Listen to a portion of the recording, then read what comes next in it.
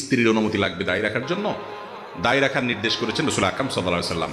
কোরআন হাদিস যদি কোনো কিছু অর্ডার করে, সেই অর্ডার যদি অ্যাপ্রুভাল করতে আরেকজন লাগে, তাহলে তো এটা কোরআন হাদিসের বড় বস হয়ে গেল, ঠিক না বেঠিক?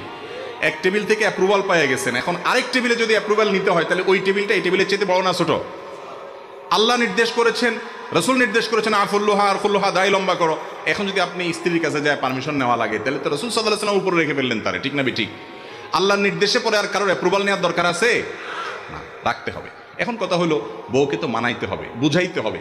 বেচারি যদি বলে, দেখো তুমি দায় রাখলে চাচার মতো লাগবে, আমি এক জায়গায় যাইতে পারবো না, কেমন লাগে, আমার বান্ধবীরা আছে তাদের স্বামীরা হ্যান্ডসাম, তুমি এরকম।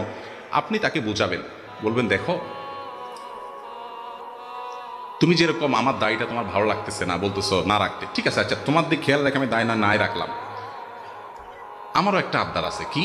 সেটা হলো যে তোমার মাথার চুলগুলো আমার একেবারে ভালো লাগে না, তুমি এগুলো চাইছে ফেলো প্লিজ, আমার ভালো লাগবে, তুমি চুলগুলো চেঁচে ফেলছি। এরপর দেখেন মহিলা কি করে।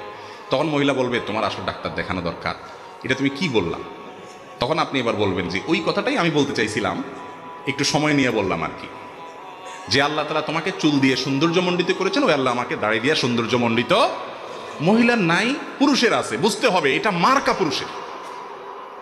মহিলাকে আল্লাহ দেন নাই, পুরুষকে শুধু দিয়েছেন। আর তো সবকিছুই প্রায় এক, মোচার দাড়ি ছাড়া সবকিছুই, নখ, অন্যান্য লোম পশম সব এক, কিন্তু এই জায়গায় আল্লাহ পুরুষকে দিয়েছেন। রাখার জন্য হিম্মত করতে হবে। আল্লাহ আমাদেরকে তৌফিক দান করুন। খোলাসা কথা হলো, স্ত্রীর পারমিশন নেওয়া কোনো জরুরি না, আল্লাহ নির্দেশ দিয়েছেন রাখবেন। তবে হ্যাঁ, দাম্পত্য জীবনে এক অন্যকে বুঝাই নেবেন। আমি যে পলিসি বলেছি হুবহু ওইটা আবার অ্যাপ্লাই করতে গিয়ে মাইদুর খায়েন না। আমি বললাম আর কি কথার কথা, স্বামী স্ত্রী খুনসুটি করবে, রসিকতা করবে, আদর স্নেহ করে ভালোবাসা দিয়ে একজন আরেকজনকে বুঝাবে, মিউচুয়াল আন্ডারস্ট্যান্ডিং এর মধ্যে আসবে।